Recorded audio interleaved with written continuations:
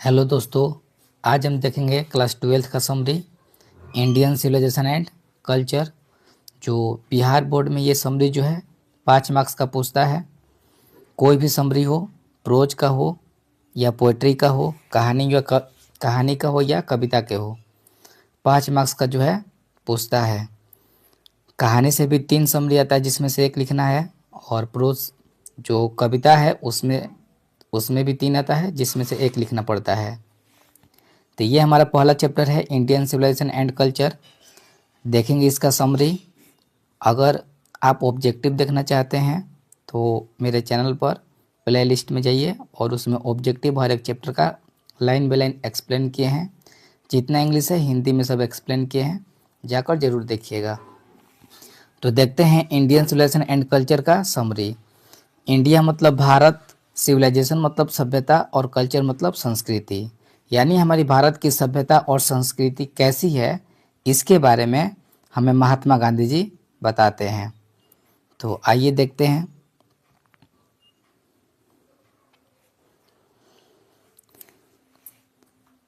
This prose name Indian civilization and culture is written by our father of nation Mohandas Karamchand Gandhi.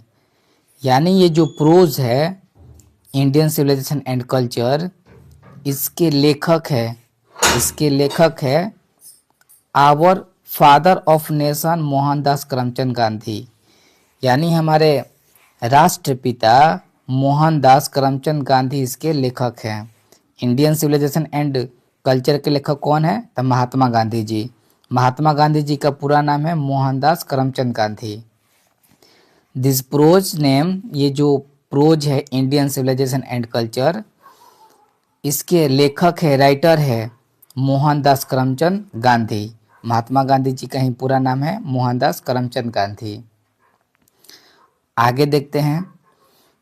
This prose is a comparative analysis of civilization and culture between India and the West, in which Gandhiji sketch out the distinguishing characteristic and unique feature of Indian civilization and culture।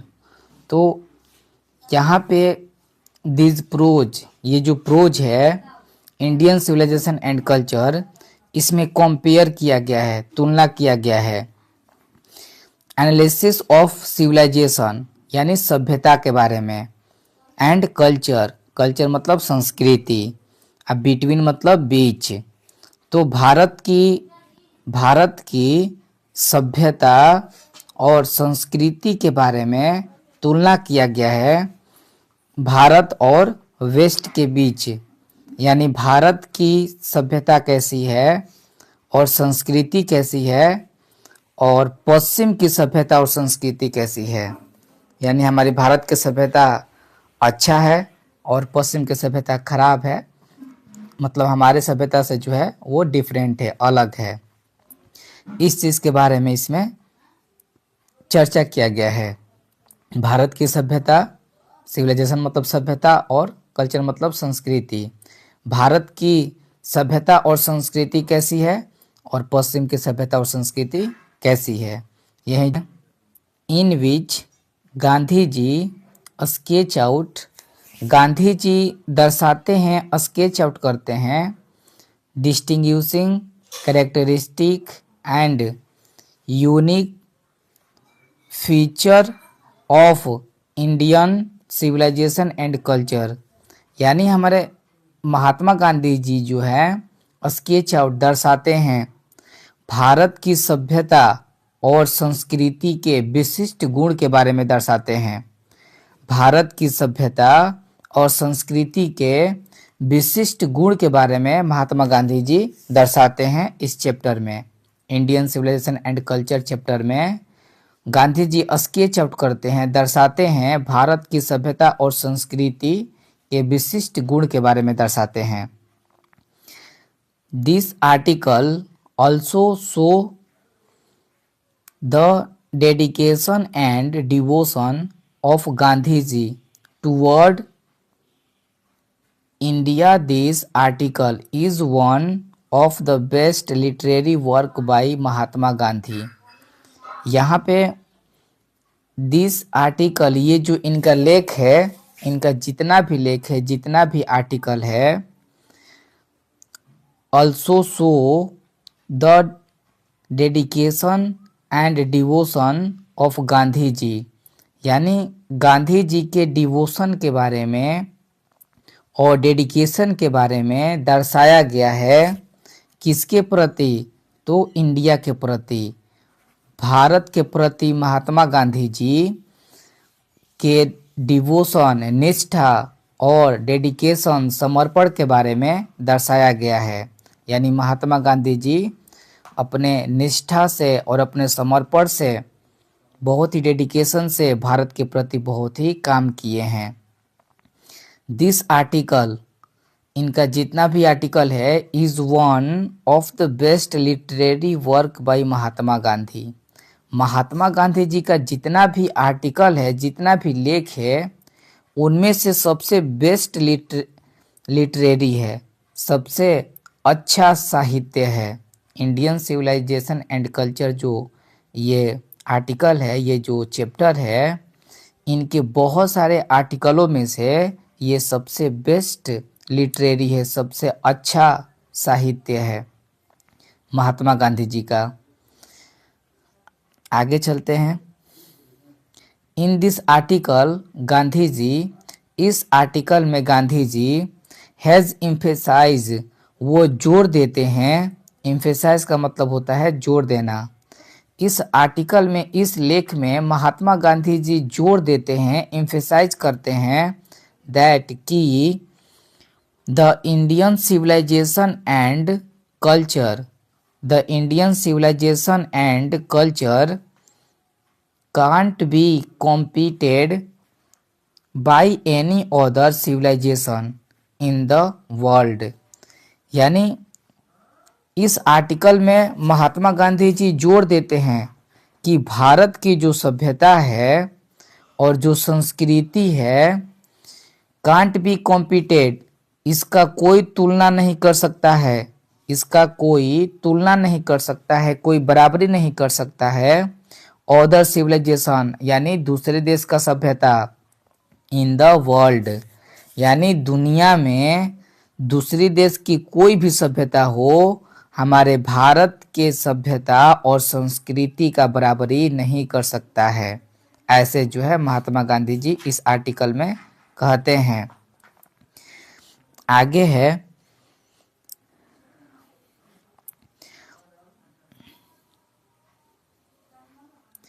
Because, क्योंकि it's foundation is based on morality, हमारी भारत की जो foundation है, हमारी भारत की जो नींव है, वो आधारित है, मोरालिटी पे आधारित है, यानी नैतिकता पर. हमारी भारत की जो फाउंडेशन है वो बेस्ड है, आधारित है, मोरालिटी, नैतिकता पे आधारित है. And restriction of human wants, और मानव के चाहत पर रेस्ट्रिक्शन यानी रोक लगाता है. ह्यूमन वांट्स, मानव के चाहत पर रेस्ट्रिक्शन, रोक लगाता है. Gandhi ji also point out, Gandhi जी पॉइंट आउट करते हैं, दर्शाते हैं दैट इट क्रिटिसाइजर, हमारे जो आलोचक है, यानी दूसरे देश के जो आलोचक हैं हमारे प्रति, put the charts against it that Indian civilization. कहने का मतलब है कि गांधी जी पॉइंट्स आउट, दर्शाते हैं, कहते हैं कि ये जो क्रिटिसाइजर है, ये जो आलोचक है, हमारे देश की बुराई करने वाले जो लोग हैं, ऐसा वो इल्ज़ाम लगाते हैं, चार्ज लगाते हैं अगेंस्ट इट दैट इंडियन, यानी भारत के प्रति जो है आलोचक जो है क्या करते हैं, तो चार्ज, इल्ज़ाम लगाते हैं भारत के अगेंस्ट, इंडिया के अगेंस्ट, इंडिया के विरुद्ध दूसरे देश के जो आलोचक है वो इल्जाम लगाते हैं कि जो भारत की जो सभ्यता है ना, जो भारत की जो सभ्यता है, अ सिविलाइजेशन ऑफ इग्नोरेंट, यहाँ के जो लोग हैं वो इग्नोरेंट है, अज्ञानी हैं, पढ़े लिखे लोग नहीं हैं, अनसिविलाइज्ड, असभ्य हैं। भारत के जो लोग हैं वो इग्नोरेंट है, अज्ञानी हैं और असभ्य हैं, पढ़े लिखे लोग नहीं हैं। बिकॉज, क्योंकि they don't accept any change, कोई भी चीज को एक्सेप्ट नहीं करते हैं। जो भी चेंजेस है, जो भी परिवर्तन है, कोई भी परिवर्तन को भारत के लोग एक्सेप्ट नहीं करते हैं, इसीलिए भारत के लोग अज्ञानी हैं और असभ्य है। ऐसा जो है दूसरे देश के लोग जो है इल्जाम लगाते हैं। जो आलोचक है हम पे इल्जाम लगाते हैं कि यहाँ के लोग इग्नोरेंट है, अज्ञानी हैं और असभ्य हैं। बिकॉज, क्योंकि यहाँ पे कोई भी जो चेंजेस होता है, जो परिवर्तन होता है, उसे कोई भी परिवर्तन को एक्सेप्ट यहाँ के लोग नहीं करते हैं। But Gandhi ji thinks it differently, Gandhi ji सोचते हैं डिफरेंटली, अलग तरह से, गांधी जी अलग तरह से सोचते हैं। According to him, according to him, the main reason behind that the Indian civilization is flourishing is its immovable and it is her glory। कहते हैं कि जो भारत की जो सभ्यता है वो फ्लोरिशिंग कर रहा है, यानी फल फूल रहा है, आगे बढ़ रहा है। तब भारत की सभ्यता फ्लोरिशिंग कर रहा है, आगे बढ़ रहा है, फल फूल रहा है। तो भारत की सभ्यता इमोबिलिटी, इमोबिलिटी का मतलब होता है स्थिर। अभी भी हमारा जो सभ्यता है अपने नींव पर जमा हुआ है, हमारा सभ्यता अभी भी खत्म नहीं हुआ है। इसलिए हमारी जो सभ्यता है, हमारा जो देश है, हमारे देश की जो सभ्यता है वो फ्लोरिशिंग कर रहा है, यानी विकास कर रहा है, फल फूल रहा है। ये अभी भी हमारा जो सभ्यता है क्या है, इमोवल है, स्थिर है, अभी भी अपने गौरवपूर्ण यानी सुंदरता में अभी भी स्थिर है। हमारा सभ्यता खत्म नहीं हुआ है।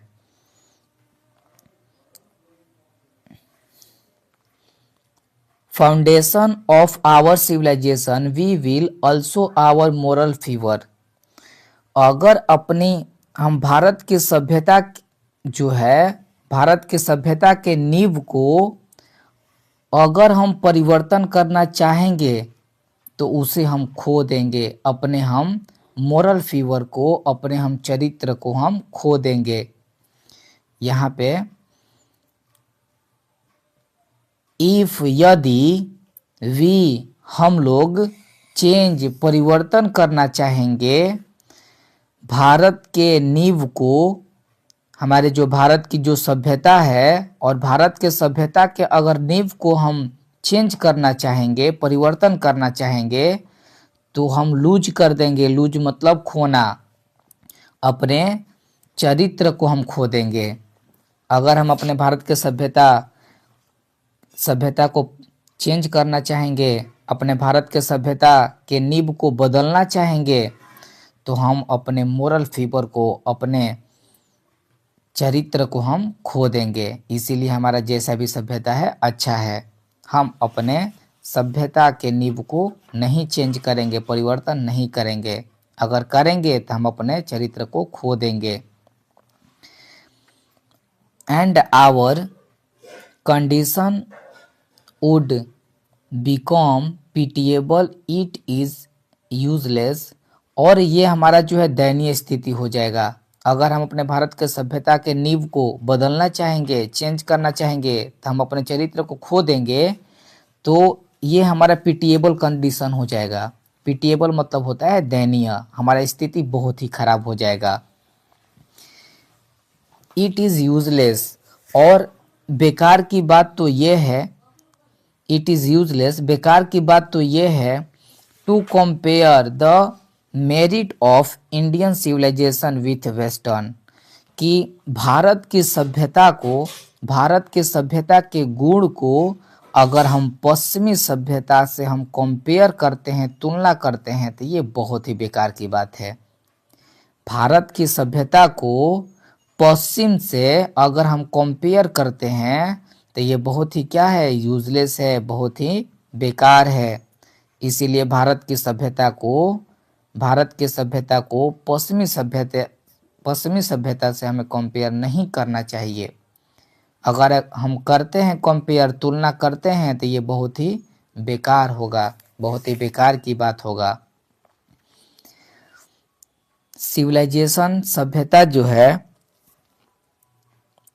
Because both suited to it on respective spheres, यानी पश्चिमी सभ्यता जो है अपने लिए अच्छा है, भारत की जो सभ्यता है अपने लिए अच्छा है, हमारी सभ्यता हमारे लिए अच्छा है, पश्चिमी सभ्यता पश्चिम के लिए अच्छा है।